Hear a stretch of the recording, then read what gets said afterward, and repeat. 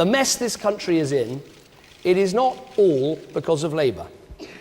Of course, they must take some of the blame. All right, actually, they should take really quite a lot of the blame.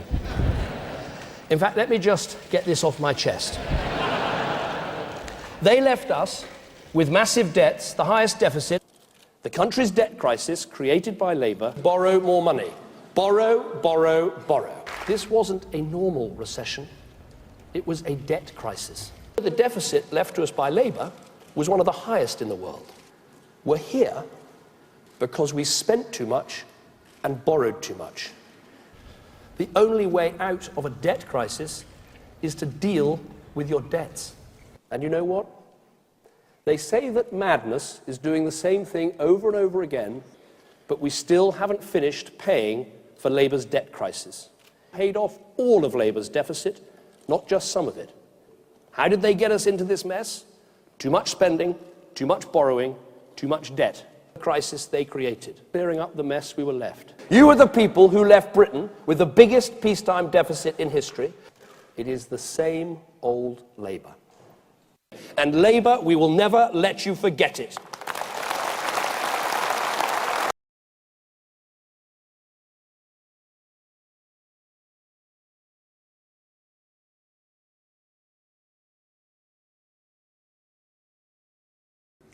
Six years after the financial crisis hit the world economy, tighter rules are being proposed to prevent the big banks from ever being bailed out by the taxpayers again.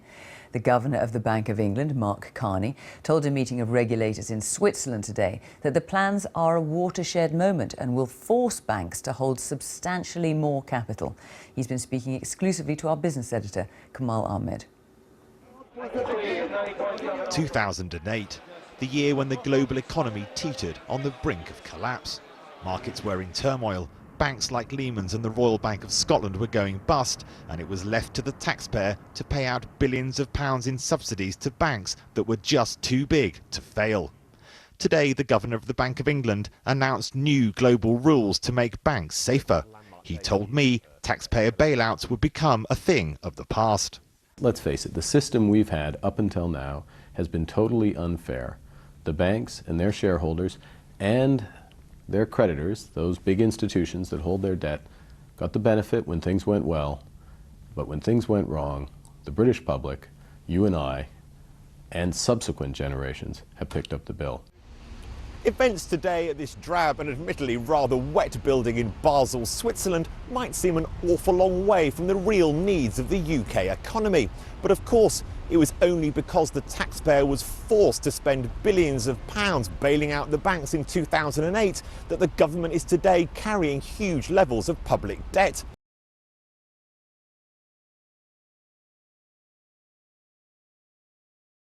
It was only because the taxpayer was forced to spend billions of pounds bailing out the banks in 2008 that the government is today carrying huge levels of public debt.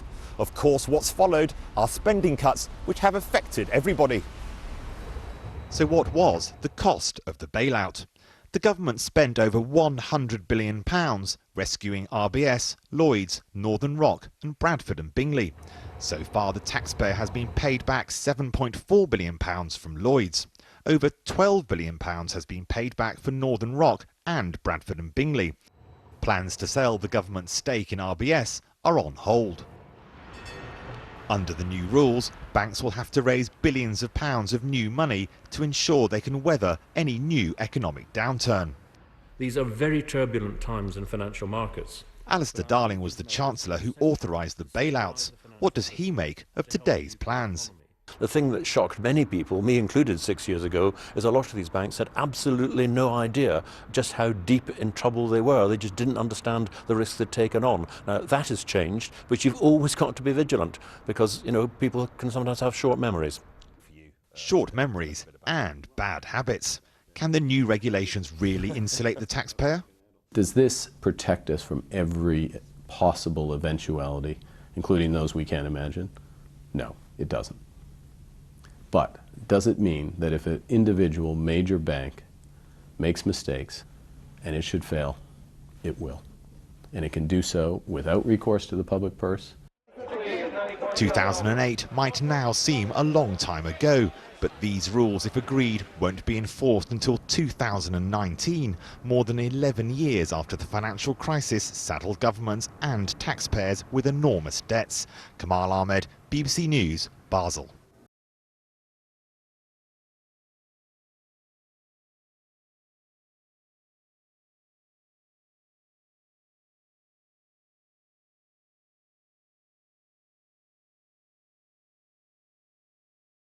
What was the fundamental thing that went wrong? And have you changed your mind about what it was in the last 3 or 4 years? I think my view on it has evolved. I think this was the interaction between serious macroeconomic problems around the world. And lack of coordination. And lack of coordination. I think one of the very interesting aspects of this is that I don't think it's easy to go back and say, could any one country on its own have found a way through it? But we, as one country, could not have stopped the financial crisis from occurring. You say that this country could have done things differently, of course. What about the whole argument that there was light touch regulation, which in retrospect turned out to have been a terrible mistake? I don't think it was the regulation as such. If we ask the question, how much capital do banks need to have to persuade people in markets to lend them money at very low interest rates? Well, we know the answer to that was very little, because they had very little. After the crisis, if you ask the same question, the answer is an enormous amount. I don't think the difference between those two is down to regulation. I think it's down to a complete change in the psychology and fear in financial markets about the creditworthiness of the banks to which they had previously lent.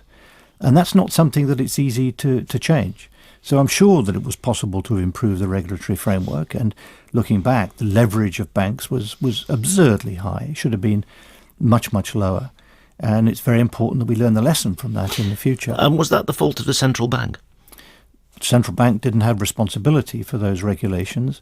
But I don't think it's a question of, there's any point blaming anyone for it. Financial markets themselves did not think that banks were really at risk. And it came as an enormous surprise to everyone when people found that markets no longer trusted banks. How can we make the world better for the future? And I think there are some big lessons there, but they're not easy ones to implement, which is why I don't think we've really yet got to the heart of what went wrong. We've made the banking system safer, that is true, but is it really safe enough? Will it be, would we survive another big financial crisis that could yet come? And you don't think the answer is we certainly would? I don't think we're yet at the point where we can be confident the banking system will be entirely safe. And I don't think any one country can handle this problem on its own. So that's still a big issue. Can I just chip in on the politics of this? Because you say there's no point in blaming.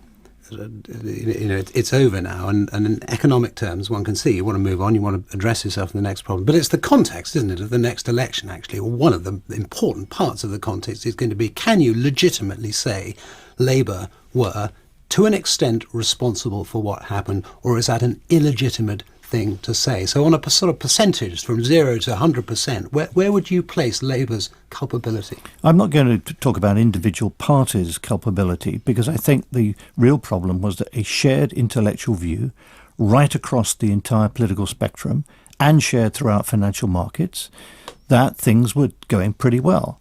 Now, there were obvious imbalances. We knew the position was unsustainable, but it wasn't entirely obvious where it would come unstuck. And I think that's something that everyone shared. And I think the right thing to do now is to say, well, how can we make it better for the future? George Osborne's I Was Right World Tour reached Brazil this week.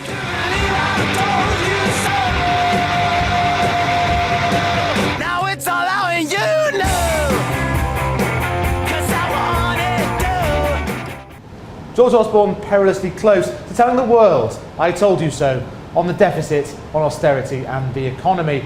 But the economy naturally moves in upturns and downturns, in very slow-moving cycles. And the problem for Mr. Osborne is that he wanted to take none of the blame when there was the downturn. Now we have the upturn. He's greedy for all the credit. We're really on plan B or C now rather than plan A. And also, of course, we've got a long way yet to go before this fiscal consolidation is over, so it's a bit too early to conclude that the economy has really escaped unscathed. We cannot go on with the rigid, outdated employment legislation of the past. I know the critics will say, what about workers' rights? Our plan is right. Our plan will work. I know that you can't see it or feel it right now. The most important part is the part you can't see. And the vital point is this: if you don't stick with it, it won't work.